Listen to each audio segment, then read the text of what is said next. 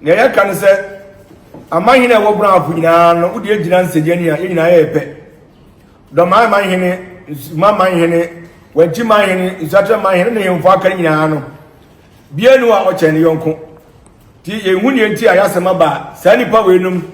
ajagyina nse ba be di achi akotwa manso any charter treasure council atwa manso o Supreme Court e pase bonoman eti sasemu ye koyi Ghana man eti na mranimfo a wo Ghana haso mu ne yekoso na ekobase ye kase ye tobi a ose bono afo a ye tere yensa ye hu babia ye de beko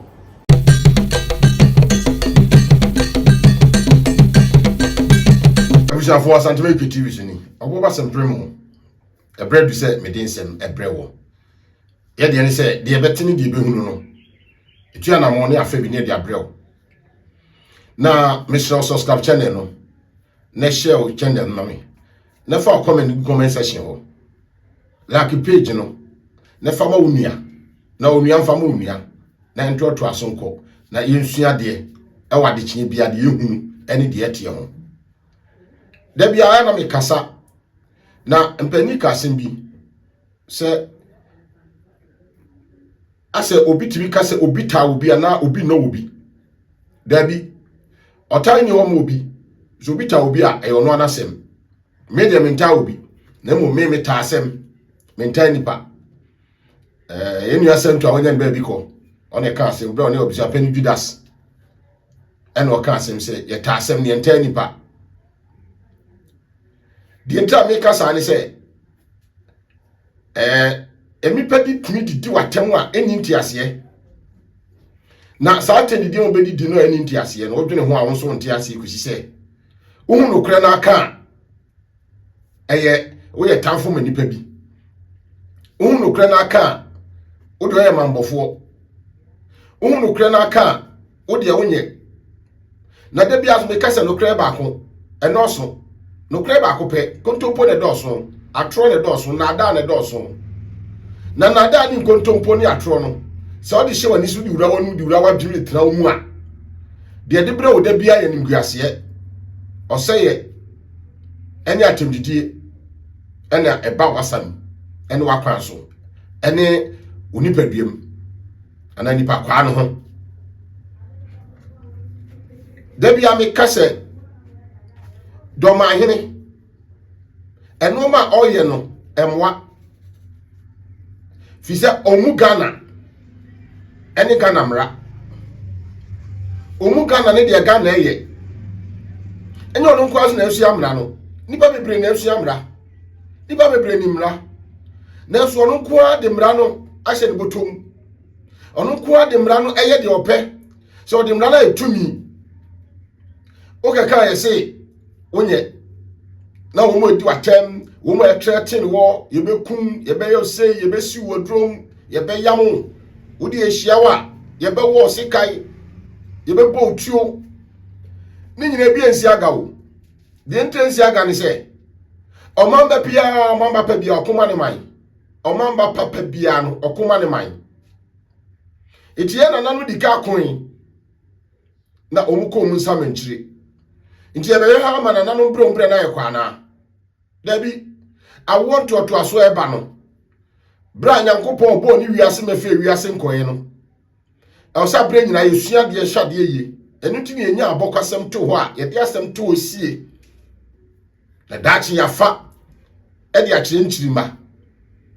na kane de na dodo no a de no ye book mu de a nukura bi enim obo okra ontua na mo na abakwose ya de hu hie yi pa makacho se your regions anasa mantam maku dunsia ena wo Ghana ne sa mantam dunsia no ba bia hensem nkonnwasem mansosem ewo pa no eye bono ade nda wo se basa medical kacho se de da eko na driver ni no de car na eko no se driver ni mistake a car ni timi hwiase na car ne hwiase a eno bebre sei e wo car ne ho empo se nipa kura timi nipa timi wu hwere wo nkwa e wo car no se goose bi no okofa ye goose bi timi sei eno bi okofa ye bia driver ni mistake be ma no ma ne bebre asei ɛnu ti na road safety brain na wɔn tire akwaso mttd etire akwaso ne ɛhwɛ o ties ne ɛhwɛ dvra ne ɛhwɛ o license ne ɛhwɛ o insurance na fe ɛhwɛ car na ho ɔdene ne ɛhwɛ car no normal a wasoa no ebetumi asoa na ayetumi nsoa ne nyinaa wɔn hwɛ saa no ma wɔ nyinaa ɛyɛ adesua deɛ system regions ne nyinaa baabi a problem wɔ paa no ɛyɛ bono na problem wɔ nyinaa so kɛkɛ yɛ sɛ wo deɛ wo obi tumi ka sɛm kyerɛ yayaya nyɛ ne hia na deɛ hia ne sɛ yɛso yɛbɛko ama ɔman no ne nkyiri manya fa ahodie Ghana yɛ sɛ o freedom and justice ɛwɔ hefa freedom no way na justice no way justice yɛ adwuma ɛna binom tietia amena so a yɛnka hwee abusua me no hwɛ video bi ensu akyerɛ ɛyɛ bono ɛnya sante ensu akyerɛ so aka wo mu ho ɛno a o ma frɛ press conference yɛgyina mu bi a yɛkɔfɛ abie tie nsɛm a mpanimfoɔ no nanam atrankonwa wɔ ensu akyerɛ ka na yɛwia wa wɔsua deɛ firim yɛntie deɛ nananom ɛka wɔ press conference na se wɔ ensu akyerɛ nsɛm bi ɛkɔ so ɛwɔ ensu akyerɛ ahensɛm mu ɛna behia sɛ ɛma ensu akyerɛ man bonoman ɛna Ghana man nyinaa hu baabi a asɛm ne firi na baabi a koduru na sɛ bi ka bi a ɔho sɛ na obesi aka no ɛyɛ busumi nsia no da ɛtɔ so aduonu nwɔtwe ɛyɛ pimienu ɛne aduonu baako ɛna nsɛde traditional council ɛyɛ amammerɛ ɛne amanneɛ nyinaa de ɔdɛfoɔ ɛna mframfa ɔtɔ so mmienu esi akonnwa so saa akonnwa sie wei akyi no ɛna nsuatrɛ baahema ɛna na suama kɛseɛ aba bio ɔde baa sɛ ɔnte aseɛ sɛ wayi nipa baako ɛde ama yɛ nananom traditional council no apo no mpere nsia na yɛamfa no nsi so na yɛakɔfa nipa foforɔ na bi so sɛ ɔman hene saa asɛm yi nanahema ɛmaa so ɛde kɔ Bono Regional House of Chiefs a ɔsamane nana nkɔbea nana gyasi nana kurutire ɛna council no nyinaa ɔde man hene na yɛde sii so nso ne din ka ho asɛm wɔ edi ho akɔneaba kɔpem sɛ nanahema no firim bɛn mfe mmienu ɛne akyiri ni ɛno akyi no ne yɛkɔbaeɛ ne sɛ ɛyɛ nsatrɛ traditional council ɛna yɛalɔyafoɔ so ɛde kɔɔ sɛ hema no a ɔde kɔɔɛ no wawudi a asɛm no awu nyinasoɔ ne sɛ wamfa biara ngyina hɔ sɛ ɔni hɔ a ɔnyina nanam mu ana wamfa tumi biara anhyɛ biara nsa anaasɛ wamfa biara mmɛka asɛ no ho sɛ ɔne no ɛbɛtwe saa amanso no saa amanso wei ɛkɔɔ so no ɛyɛ ewura bi a yɛfrɛ no Pastor J Kran ɛbaa mu sɛ ɔpɛ sɛ ɔbɛgyina mu na ɔtoa hema no na manso no so nana no yɛ ne sɛ yɛma saa kwa no a ɛnyɛ yie ebi sɛ ɔnyɛ hema no kora ne busuani yɛdi hɔ bie no wamfa na kansɛ no ho na yɛtoa so sɛ wamfa tumi biara krataa ama no sɛ ɔmɛgyina no ɔntwe saa manso no nana no kaa sɛ wei nyinaa wɔ Bono House of Chiefs ɛma bɛtee committee ɛyɛ nananom ahemfo mmiɛnsa ɛyɛ nsɔkɔ man hene suma man hene ɛna wankyi man hene ne tena asɛm yi so na eduru sɛ bebu atɛn no nsɔkɔ man hene de baa sɛ onim mmara biara wɔ hɔ a obɛgyina so aka sɛ Pastor J Kran ɔmɛgyina mu sɛ baahema no si na mu na ɔmɛtwe amanso no na ɛyɛ Regional House of Chiefs baa bɛlɔya so a ɔtu bɛfo ɛwɔ mmarasɛm mu no ɔntoto bɛfo sɛ mmara biara ni hɔ a bɛtumi agyina so amana bɛka ho te sɛ ɛbɛyɛ anka bɛnyini gyina nkyɛn na asɛm ne nkɔ da baabi ɛda nanso ɛyɛ suma man hene ne wankyi man hene de agyegyina mu sɛ mmara hɔ sɛ mmara ni hɔ bɛbɛhwɛ na bama J Kran aba bɛgyina mu na watoa hema no asɛm ɔde kɔ house no so saa asɛm wei baeɛ no nana no hu ne sɛ ɛyɛ nkyɛnkyɛ bi no bɛpɛ sɛ bɛbu nana no maa saa asɛm yi so ɛde kɔ National House of Chiefs sɛ bɛnhwɛ mu sɛ saa asɛm wei na ɔkɔdeɛ bi wɔ mu sɛ obi a ɔmfa asɛm no ho koraa ɔbɛtumi abɛgyina mu sɛ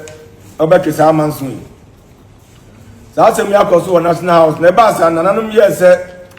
bɛbɛyɛ krataa fɛ no still proceedings na bɛde ama Regional House no sɛ bɛyɛ a bɛntumi ntoa asɛnnie no so nananom a lɔyafoɔ no ɛde saa asɛm nso yi ɛmo de ba mpire no de ba Regional House of Chiefs sɛ baabi asɛm no akɔduru nie ɛfiri kɔɔto ketewa mu akɔdu kɔɔto kɛseɛ mu Tiebe ya beja na court kese ne ka asem no. Saa asem wi ina achi no bunu regional house of chiefs ayese sense atraman yempo asem na koduru hokora na be for so aka na regional house of chiefs. Aba press asem wi empre bebre. Enu ati kra na no adabosumi numi data sonson. Be sam fe yese mra na asem e wo national house yaka na aka se be bua no. Be atincha be ka na usunyan. Asada no so no ene be nhyamu die bi hia e betu aseda ti ehuni nti a asem wo court kituam ne yede court kasiem na court kasiem na Abraham krata asa be di mi ho timnya mosumo eda yempo mbeka sa asem we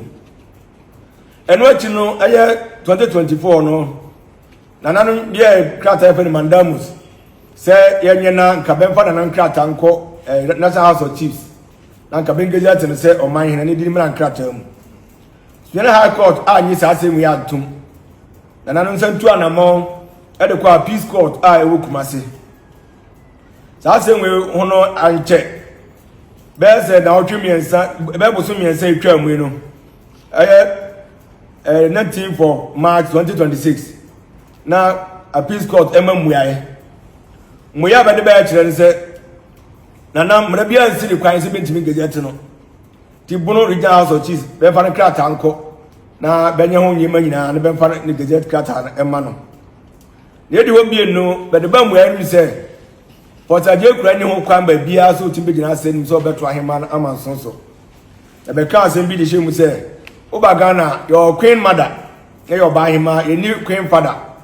nti saad no ye no de eni mra bia nti babo atu agu na namra na omidini hene na so atreman enkoso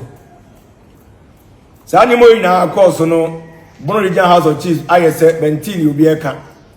ayewo lawyer judge panyina oni be president ayi ni se oni mumra odi mra be yaduma no ya Peace Court kan ni na no fa ni aduma wa ba to ba bi se oni de on vacata no nko na ase no se chairman na nanum yempo obasi aka no sunya Regional House of Chiefs sa se mu yade a ha chairman na ha nanum nyina Then I won't be an ammonia brisen, a sea manipa hunie, Ecoso.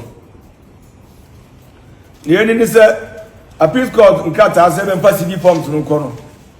In Kasenka could do her near Casen, Casabadin and Nano Kata and send a dada. Now the Samuel one, I have Bruno House of Cheese no. As sorry say, or Quacoya P. Ubi our intention for say, or Casano. Obacat and Quad on Tiasi or Quacoya P. We appeal you call. A Peace Court say be kwa self execution say be orders na buy no be fan to copy say be twaman so na wie be share da amana nanom ekoye ekodu wa Regional House of Chiefs ama ubi ama ene ekoda din say be rekata beto say asma be be ba twa san di banya me self execution ni biem ti ba twa san be be no so no nanom amfana hogunum the can say sad no wa say be mere makot no je 150,000 ka editi abe ibintuami mana nanom na be mfa nkrata no nko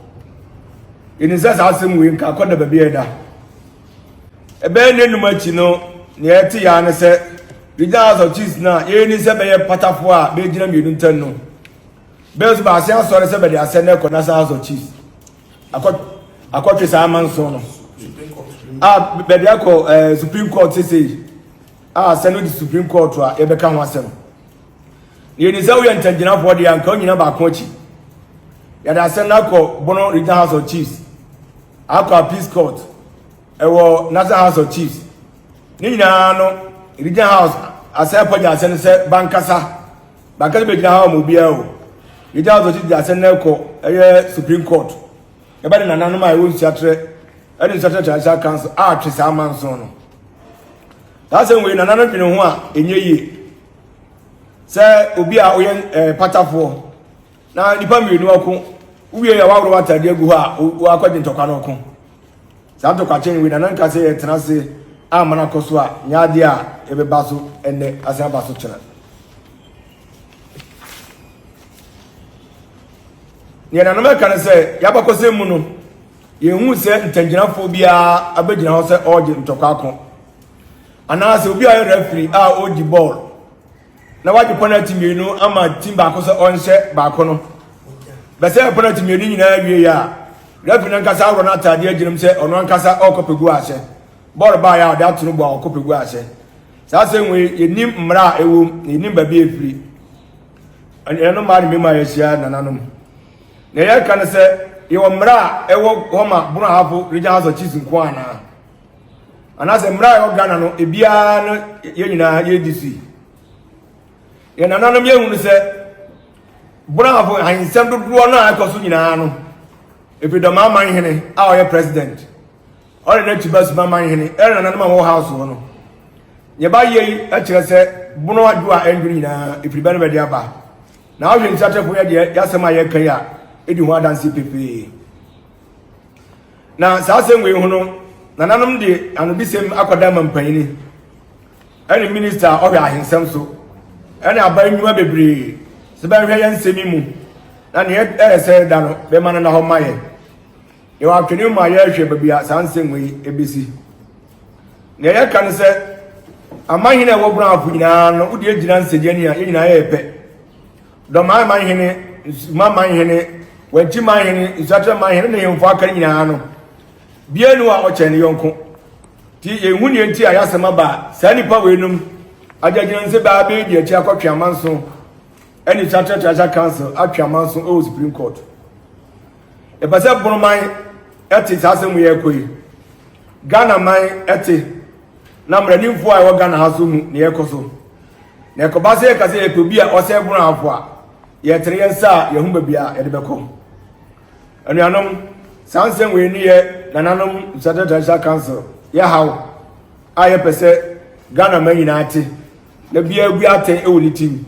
na ya hu se kira bi bono eto benkum eto ni phone na ya hu nipa akofa baaye e da bu nyina ase e man hene e wo krum ha ana nananom aye amamre nyina edi na siso we abusia de ko so no e won si atre enti ye ka sabia ya na nipa bi ti ba bi no aka ne de basa eti ye di sei e bebu man na mra ye ana ye de atonkontompo patapa ene ye dine e bebu man na mra ye ye de ahemfu bi ye hwe wo mo ni mra de o mo di mra ne ye enti se mra we no a ye nim no a eya ban no dia eye Ghana dia constitution e wo mu se so obi tomra obi nti bibi ase a won fa court ne nko hwehwem ye fa kwa himfie ne nko hwehwem na ahemfo ne judges ne bi eto etieti amra ne fa hodie so no me ba cho wunya so ade be kwa himfie na ade be court si se judge ye friend court wa ama asam adu a peace court ama peace court di ruling na ba opu asem no bono regional house of chiefs ni sister wo monti ase eno mi ka bibi se o yo penna usiesi asem etra penifo bi se openni ntrafie e ma se fie amfo